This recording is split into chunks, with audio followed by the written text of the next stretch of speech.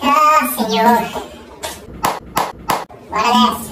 Salve galera, sejam todos muito bem-vindos a mais um vídeo da REC Intensiva. Eu sou o Bruno, esse aqui do cantinho é o Matheus e hoje nós vamos estar com você conversando sobre um tema muito importante: a avaliação fisioterapêutica do paciente na terapia intensiva. Antes de mais nada, não se esquece de se inscrever no nosso canal, ativar o sininho aqui e compartilhar esse vídeo com seus amigos, ok? Eu sempre digo que, se você souber avaliar corretamente seu paciente, você vai saber o que fazer com esse paciente. Então, a gente vai ter hoje um bate-papo e eu quero que você leve isso à beira do leito. E quando você chegar lá, você lembre dessa ordem que a gente está conversando hoje, ok? Vem comigo então. Primeira coisa que você tem que saber é qual o diagnóstico clínico desse paciente. Como é que vai ser a fisiopatologia daquela doença ou disfunção? Porque por meio disso você vai saber se aquela conduta ela é aplicável naquele momento, se aquele plano terapêutico que você montou ele vai poder ser executado naquele momento, quais são os objetivos a curto, médio e longo prazo. E isso é importante para você porque afinal você está ali para fazer a reabilitação daquele paciente, ok? Então não se esqueça de antemão levar essa informação quando você for avaliar o seu paciente. Seguindo a linha, é importante você saber os exames laboratoriais e os exames de imagem, porque juntos eles vão te dar uma leitura do que você esperar com esse paciente. Às vezes o exame laboratorial diz uma coisa, o exame de imagem diz uma coisa, e quando você chega à beira-leito, a clínica do paciente diz outra coisa. Leve essas informações, tenha essas informações em mãos, mas não se esqueça de avaliar clinicamente seu paciente. Isso é muito mais importante do que qualquer outra coisa. A clínica, ela é soberana, ok? Terceiro ponto é você saber se a monitorização desse paciente está adequada. A abraçadeira está conectada corretamente? Esse paciente está com uma PAM? Aquela curva de leitura da PAM está correta? O oxímetro está bem posicionado no dedo do paciente? O eletrodo está bem conectado no tórax do paciente? Aquela leitura de frequência cardíaca, de pressão arterial, de sinais vitais realmente está correta? Então tenha de antemão essas informações para que você faça uma avaliação correta desse paciente. Evite possíveis erros por uma leitura errada, ok? Seguindo a linha, avalie o seu paciente no seu estado geral. Chegou à beira do leito, olha para ele. Poxa, esse paciente parece estar bem? Ah, está num bom estado geral? Está num médio estado geral? Ah, ele parece estar bem grave. Olhe para o seu paciente, você vai olhar para essa pessoa e você vai saber se ela está melhor, se ela está pior com relação ao dia anterior, com relação a hoje. Isso é algo muito fácil e você tem ali a beira-leito para você fazer. Além disso, olha a pele do seu paciente. Se o paciente parece estar bem hidratado, essa pele do paciente está mais ictérica, ele está normocorado, olhe, não se esqueça, tire o lençol do paciente, avalie o paciente como um todo. O paciente não é só do tórax aqui para cima, é como um todo. Olhe os braços, pernas, tórax, toda a região do paciente que você puder avaliar vai te dar informações importantes, ok? Segundo ponto é a avaliação das pupilas. Por que a gente tem que avaliar a pupila do paciente? Quando você joga o feixe de luz avaliando as pupilas do seu paciente, você vai ter alguns achados. Você pode encontrar essa pupila isocórica, que é aquela pupila que reage ao feixe de luz, ela tem um reflexo e ela volta ao seu tamanho normal, ou ela volta ao seu tamanho quase normal. De forma bilateral, se esse reflexo estiver presente de forma bilateral, essa pupila está em um ótimo estado. Está tudo ok, está tudo tranquilo com o seu paciente. Mas nem sempre ele vai estar assim. Você pode encontrar esse paciente anisocórico. Uma pupila reage bem à luz e a outra pupila não reage tão bem. Então isso pode te dar algumas informações. Você pode encontrar esse paciente com a pupila mais midriática, então aquela pupila que você joga o feixe de luz e ela não faz uma flexão, ela se mantém naquele estado, ou o reflexo oculomotor faz com que a pupila contraia, mas ela ainda se mantém mais dilatada. Você pode ter o paciente em miose, quando a pupila dele está bem pequenininha, bem puntiforme, isso também te dá alguma outra informação. E você pode ter também um paciente que apresente uma discoria. Isso é quando você vai avaliar a pupila, aquela pupila não tem a sua forma normal. Pode ser por uma cirurgia prévia ou pode representar alguma alteração clínica. Por que a gente avalia a pupila do paciente? Essas informações, a beira-leito pode indicar se o paciente teve um trauma, se ele está em parada cardiorrespiratória, se esse paciente está com uma hipóxia severa, se esse paciente está inconsciente, se ele está em rebaixamento do nível de consciência. E ela tem que ser feita sempre, em todos os seus plantões. Então, manhã, tarde, noite, madrugada que você for avaliar o seu paciente, observe isso.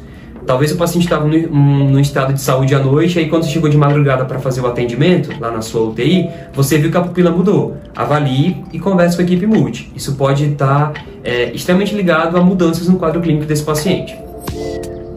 A gente parte também para o momento de avaliação do nível de consciência. Como é que a gente avalia o nível de consciência do nosso paciente? Se o paciente está sedado ou se o paciente não está com nenhuma sedação. Se esse paciente não tiver com sedação, a gente vai usar a escala de coma de Glasgow, que avalia a abertura ocular desse paciente, se é uma abertura ocular espontânea, se é uma abertura ocular ao comando verbal, se eu tenho que fazer um estímulo doloroso, um estímulo tátil mais vigoroso, ou se essa abertura ocular é ausente mesmo eu estimulando. Eu vou avaliar também a resposta verbal. Esse paciente vocaliza? Esse paciente ele está desorientado? Esse som é inapropriado? Ele está falando alguma palavra inapropriada? Ou é um som que eu não consigo discernir muito bem? Ou mesmo avaliando, esse paciente não emite som nenhum. Pode ser um paciente com traque, um paciente entubado. Então, ok, eu também anoto essa informação. E tem uma outra parte que a gente avalia, que é a resposta motora. Então, o paciente obedece a comandos? Ok. O paciente não obedece a comandos, mas quando eu faço um estímulo doloroso, ele localiza o local do estímulo. Ou eu fiz um estímulo doloroso e o paciente fez uma retirada. Isso é uma outra informação. Ele pode ter feito uma flexão uma flexão do tronco reflexa. Ou esse paciente pode ter feito uma extensão reflexa. Isso tem uma outra avaliação. Ou mesmo estimulando a região do paciente foi ausente a minha resposta motora. Isso tudo é avaliado pela escala de coma de Glasgow. A gente também usa é muito comum a gente usar a escala de Harris e a escala de Hansen, mas no nosso serviço a gente procura usar a escala de Harris, que ela vai de +4 a valores negativos que chegam a -5. E a gente avalia o nível de sedação desse paciente. Se esse paciente está sedado e se com essa sedação eu tenho um paciente extremamente agitado, que oferece risco para a equipe, risco a si mesmo, ou se é um paciente agitado, ele pode sacar sondas e catetes, mas ele não está agressivo. Ou é um paciente agitado que ele está mais ansioso, ou esse paciente está calmo, está ali observando o que está acontecendo. Isso é um nível de sedação. Mas também tem um paciente que está um pouquinho mais sedado. É um paciente que ele fica ali no estado de letargia, sonolência. Então eu chamo esse paciente, ele abre os olhos, ele contactua comigo, mas logo em seguida ele fecha os olhos. Ou esse paciente só tem uma abertura ocular e fecha os olhos. Ou ele abre os olhos, ele não acompanha com o olhar. Isso também pode acontecer. Ou é um paciente que está extremamente sedado e mesmo você estimulando, você não consegue ter nenhuma resposta. Isso também pode acontecer. E aqui é importante a gente falar sobre os principais sedativos na UTI. E que são sedativos que às vezes ficam ali de uso contínuo e a gente tem que saber mais ou menos quais são os que o paciente está usando. Então a gente pode citar aqui Propofol, Midazolam, Precedex. A gente também tem alguns analgésicos como Tramadol, como Dimorf, como Fentanil, que por vezes em doses um pouquinho mais elevadas podem funcionar sim como um sedativo. Então tudo isso é importante. Se eu tenho um paciente que está muito sedado e eu tenho uma certa conduta de fisioterapia motora, eu quero fazer sedestação beira-leito, eu quero colocar esse paciente de pé, poxa, o paciente está muito sedado. Então não é interessante eu traçar aquele objetivo naquele momento. Então qual é o meu objetivo naquele momento? Por isso a avaliação da sedação do seu paciente. Ou tenho como meta deambular com esse paciente, mas eu cheguei na beira do leito, esse paciente está com uma sedação e ele está extremamente agitado, ele está oferecendo risco para a equipe. Eu vou tirar esse paciente do leito? Será que não é perigoso ele agredir a equipe, ele cair, ele sacar um acesso periférico, por exemplo? A gente tem que avaliar isso para minimizar os riscos, tanto para o paciente quanto para a gente, ok? Seguindo essa linha, a gente vai para a avaliação hemodinâmica. Na avaliação hemodinâmica, a gente procura avaliar frequência cardíaca e pressão arterial. Eu sempre falo o seguinte: o seu paciente está estável hemodinamicamente ou ele está instável hemodinamicamente? O que seria esse paciente estável? Frequência cardíaca e pressão arterial, ela variou muito? Ela teve grandes elevações ou depressões ou ela se manteve num nível aceitável de flutuação? Se a sua resposta for, ela se manteve no nível aceitável de flutuação, esse paciente está hemodinamicamente estável. Poxa, Bruno, eu cheguei na UTI, eu não conheço esse paciente, mas eu peguei informação do colega na noite anterior e ele me passou que à noite esse paciente fez vários picos hipertensivos, fazia pico hipotensivo e depois a PA do paciente normalizava. Então esse paciente está instável hemodinamicamente. A gente pode avaliar se esse paciente está tendo uma hipertensão, a uma hipotensão ou se ele está normotenso. E eu também tenho uma outra informação importante que é a frequência cardíaca. Esse paciente pode manter uma frequência cardíaca dentro do valor de normalidade, que seria mais ou menos entre 60 batimentos por minuto a 100 batimentos por minuto. Esse paciente pode estar numa bradicardia, 35 batimentos por minuto, 40 batimentos por minuto. E aqui é importante a gente ressaltar que se você tiver um paciente atleta e ele tiver uma frequência cardíaca de 48, 49 ao repouso, tá tudo bem com esse paciente. Esse paciente tem um outro tipo de condicionamento cardiorrespiratório, então é natural que ele tenha essa frequência cardíaca um pouquinho mais baixa. Você não tem que sinalizar a equipe para a equipe entrar com algum medicamento para esse paciente para normalizar a frequência cardíaca dele. Aquilo é o normal para ele. Ao mesmo tempo que você pode ter o contrário, um paciente que estava com a frequência cardíaca normal e de repente você observa uma taquicardia, 125, 140, 150 batimentos por minuto. Opa, aconteceu alguma coisa. Esse paciente pode ter instabilizado hemodinamicamente, você vai sinalizar a equipe vai avaliar junto com você, e aí você identificou.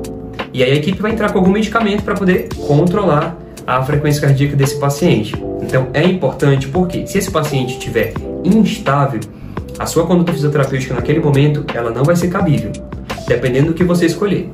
Bruno, eu quero fazer exercício ativo com o meu paciente, e o seu paciente está instável hemodinamicamente, qual o benefício terapêutico? Nenhum. Bruno, eu quero fazer exercício resistido com o meu paciente, eu quero sedestar para leite, eu quero andar com esse paciente, o paciente está consciente orientado, está ok, está sem sedação, mas o meu paciente está hipertenso. Se você fizer exercício com ele, essa pressão arterial tende a aumentar, então tome cuidado com isso. Avalie se é o melhor momento da sua conduta ou não.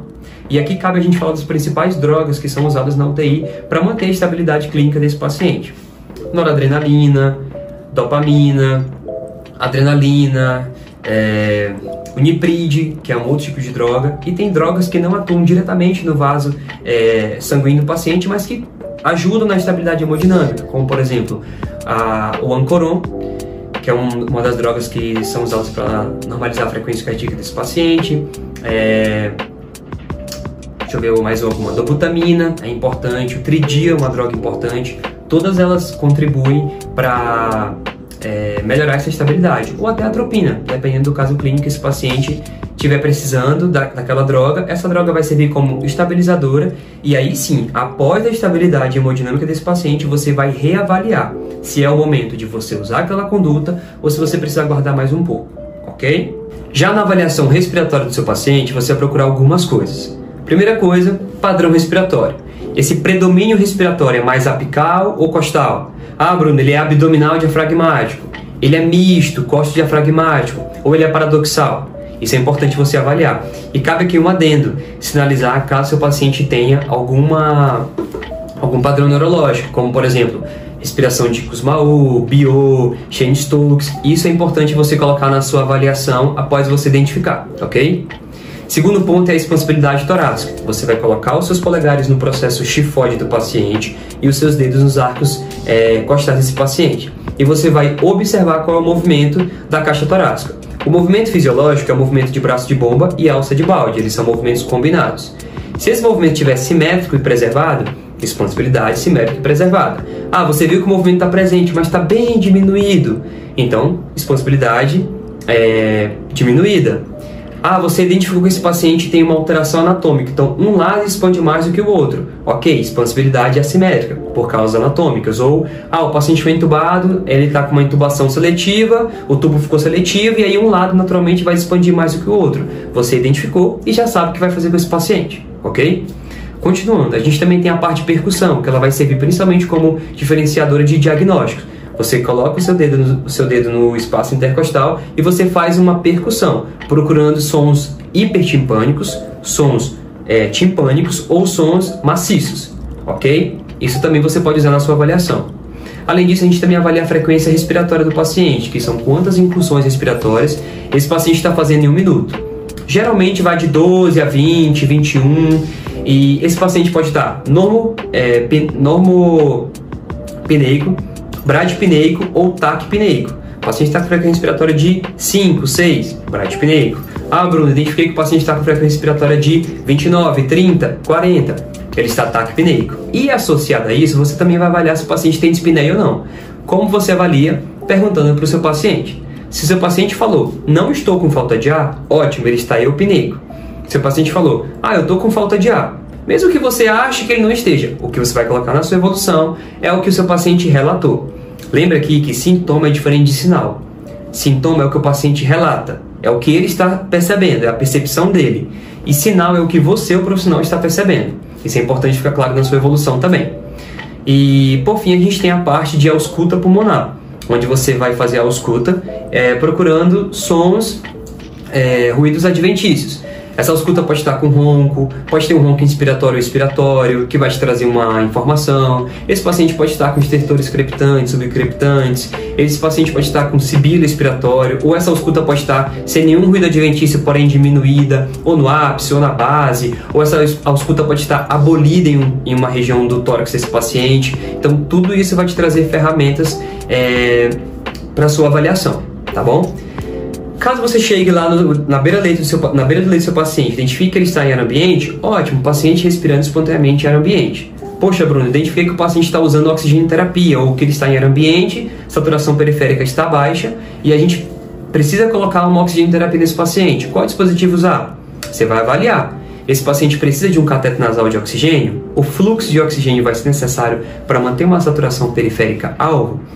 Não vou conseguir, então eu preciso de uma máscara no renalante de O2, ou eu preciso de uma Venturi, ou talvez o paciente precise de uma demanda maior de oxigênio, ele está com a demanda metabólica muito grande, precisando de um O2.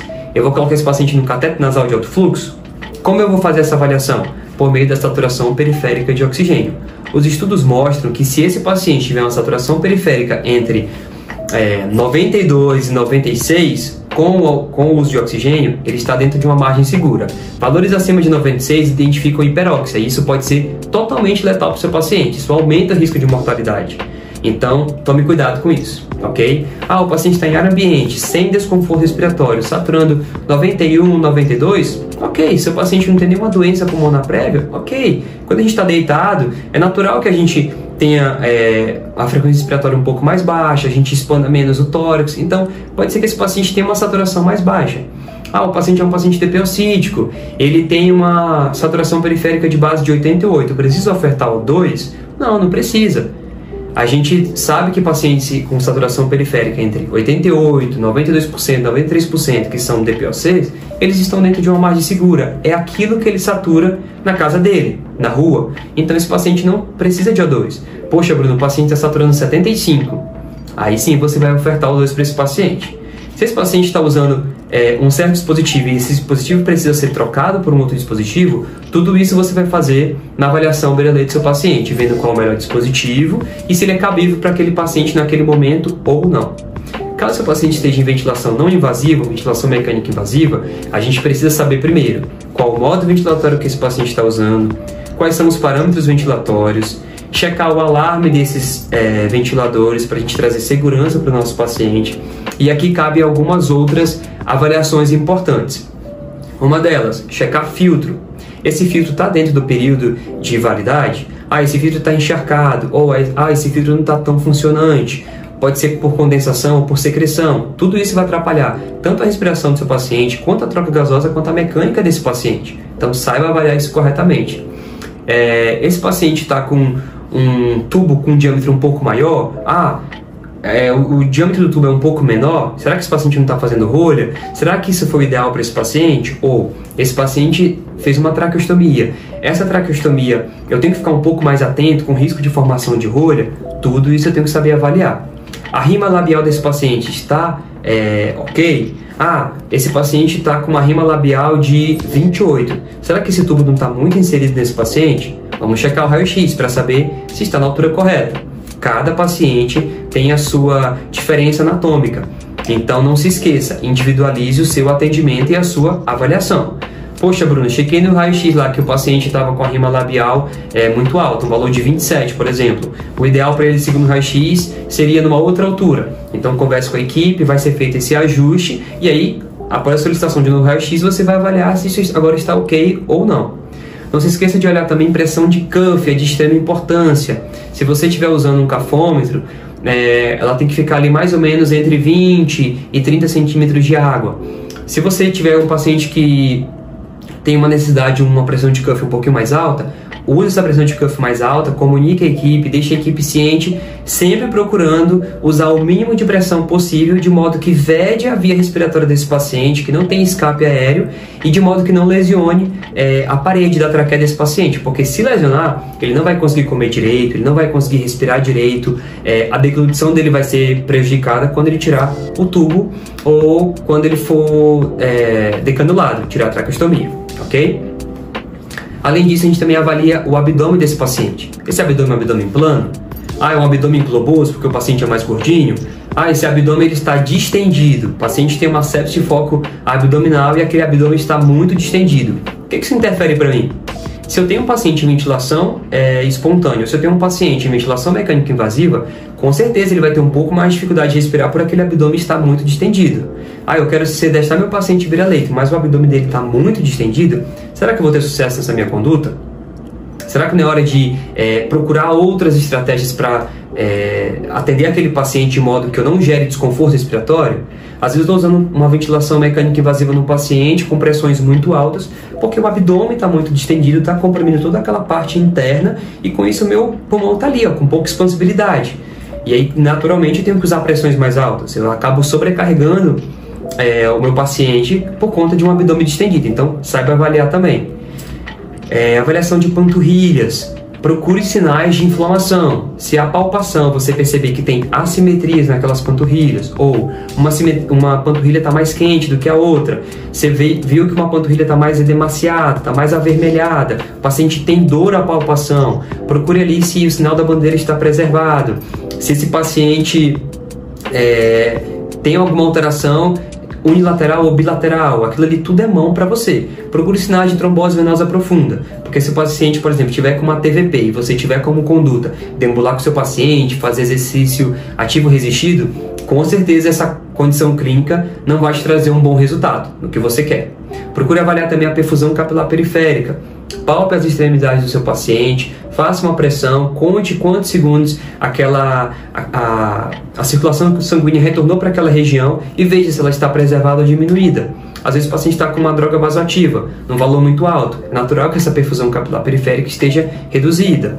Mas se o paciente estiver sem droga vasoativa, que esteja causando, nenhuma droga vasoativa que esteja causando vasoconstrição periférica, então é natural que essa perfusão esteja preservada e não diminuída. O que está acontecendo? Às vezes o paciente pode estar com frio, por exemplo.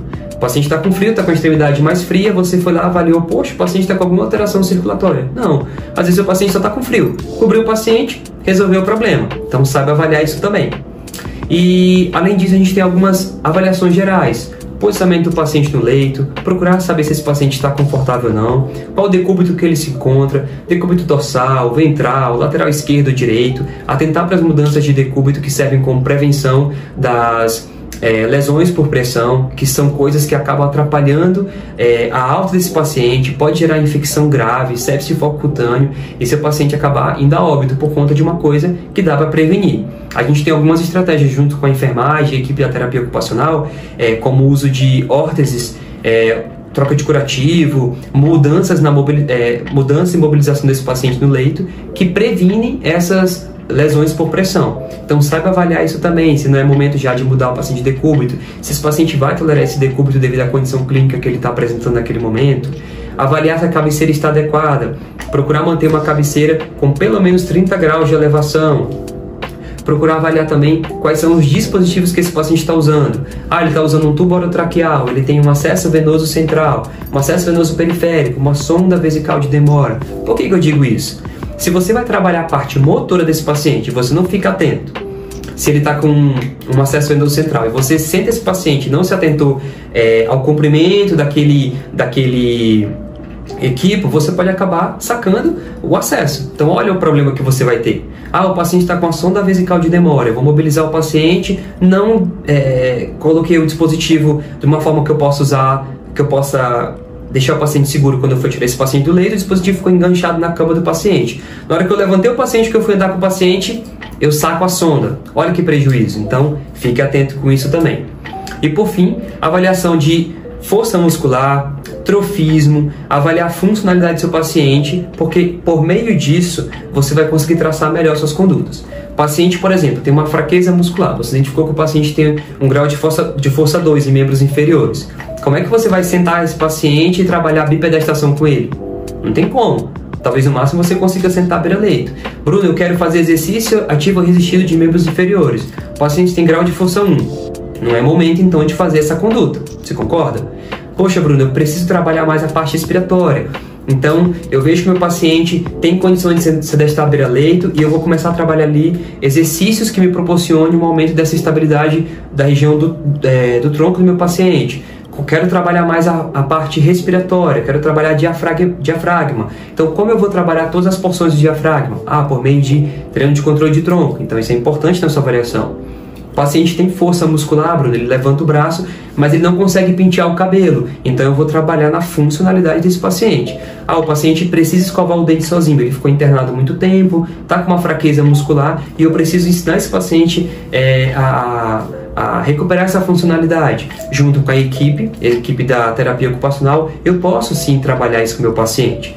Bruno, identifiquei que o meu paciente tem um membro que está hipotrófico e outro membro está normotrófico. Então, quais condutas eu vou usar para poder melhorar o trofismo daquele paciente enquanto ele estiver ali comigo?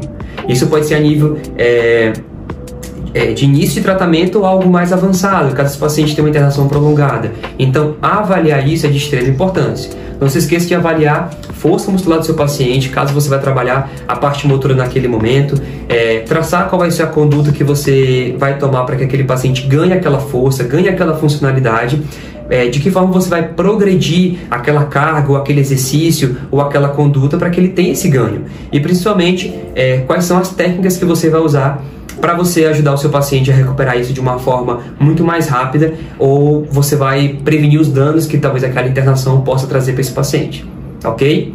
Pessoal, em suma, esse é um roteiro que a gente programou para vocês. A Rec Intensiva está aí para ajudá-los. Caso vocês tenham dúvidas, manda aqui pra gente, manda no direct do Instagram, aqui no YouTube. Pode compartilhar com seus amigos, manda uma mensagem caso não tenha ficado claro alguma informação, ou caso você queira acrescentar alguma coisa que você acha importante, pode mandar pra gente também, ok? Por hoje é só, eu desejo a todos bons estudos. Vem com a Rec!